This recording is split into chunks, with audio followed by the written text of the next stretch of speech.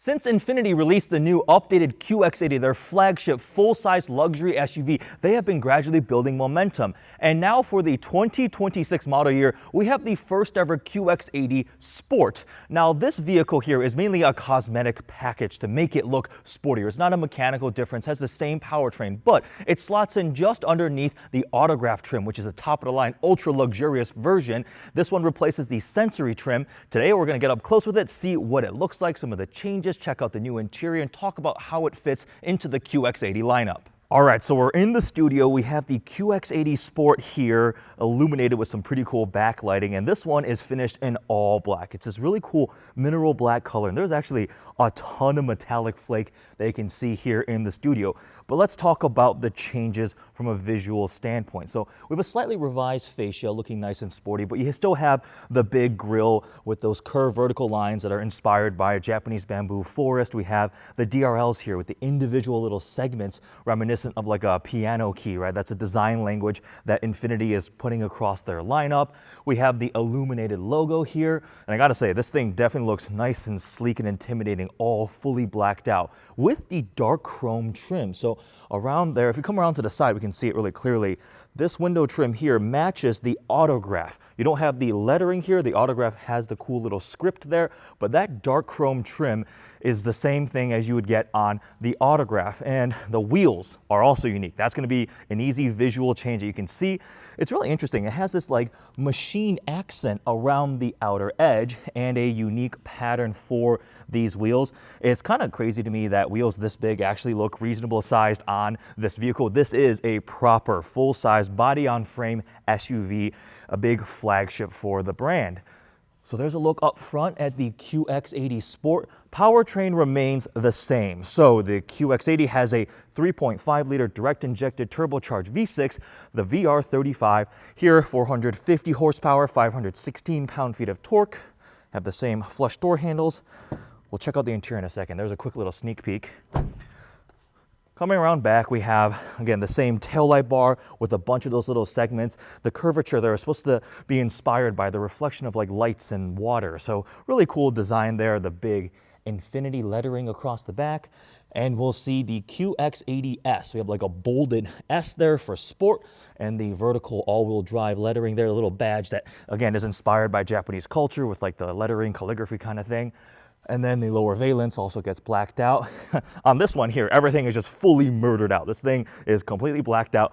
There are a limited subset of exterior paint colors that you can pick because the QX80 interior is this exclusive like dusky blue finish. So of course, if you ordered it in red, it kind of clashes with the blue. So they're restricting that. It's to blacks, whites, and grays, but you can get the two-tone black out paint finish. So two-tone is available on the QX80 Sport. All right, now let's check out the interior because that is one of the cool highlights. Just like on the QX60 Sport that was just released, we have dusk blue. This is the only interior spec color that you can pick for the Sport version, and it's exclusive to the Sport. You cannot order this paint or this color finish for the leather on the inside and an Autograph or another trim. We've got nicely sculpted seats, the clipped sound system here. Now, there's some of the difference between this and the Autograph. You might be wondering, so if this one here stacks up to an Autograph, what are the differences? Well, back here in the second row, we don't have the massage seats. You get that in the Autograph.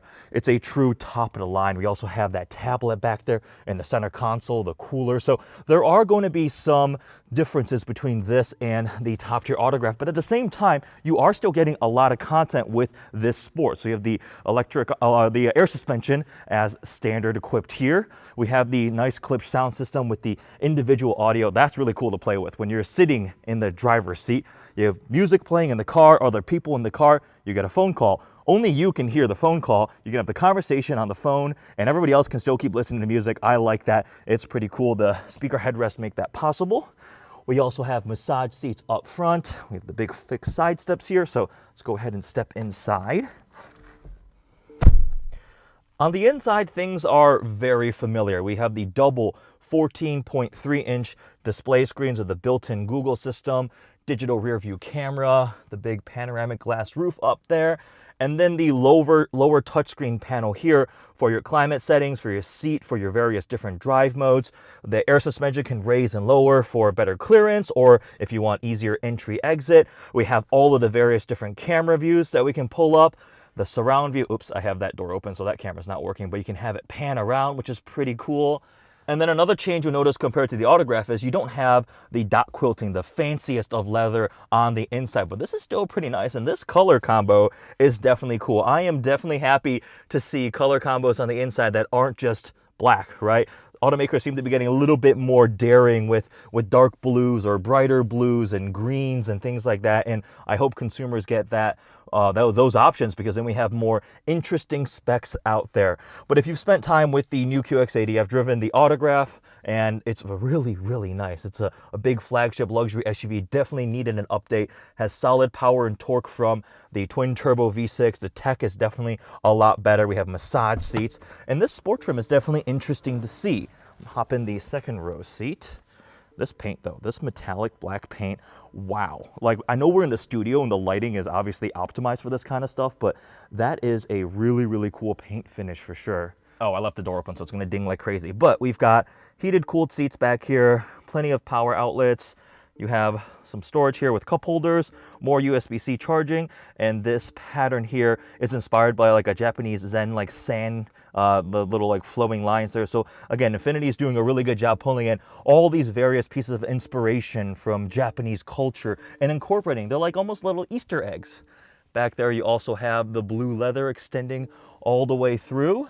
So there's a quick tour of the exterior and interior of the new QX80 Sport. Again, it's not a higher performance variant. We still have the same powertrain, chassis calibration, suspension, all of that is the same that you would find. But it is a different package offering and a different personality. It tweaked a couple things. I think it's cool seeing it fully blacked out here. Usually, I'm not the biggest fan of black cars because they're difficult to keep clean, but when they look clean, they look pretty awesome. And this thing here, super clean in the studio, definitely looks very sleek and menacing for sure. Although sleek for a vehicle of this size and magnitude seems like a strange way to describe it, but it looks cool. And also it's going to be interesting to see the final price point. I'm suspecting it probably would be theoretically close to Sensory because it's replacing that one, so slotting in just below the top tier trim. It's got plenty of nice content. It looks good. Nice update from Infiniti for the QX80. Let's see if they add more sport trim. So the QX60 gets it, now the QX80. And Infiniti also says they're going to be releasing a new model every year. So really working on updating that lineup. Here's to hoping to see more performance-focused iterations. Imagine a QX80 Red Sport, right, with even more power. Maybe they turn up that VR35, the 500 horsepower. Nissan Infiniti VR engines have so much potential. The VR38, obviously from the GTR, the VR30 and the Z and the Q50s, Q60s, people were just like bolt-on tuned and you could make 500 wheel horsepower. They were really potent, and this VR35 is in that same family. But the sport trim here, different personality, different option. What would you go for? Would you go for this one? Would you go for one of the other trims?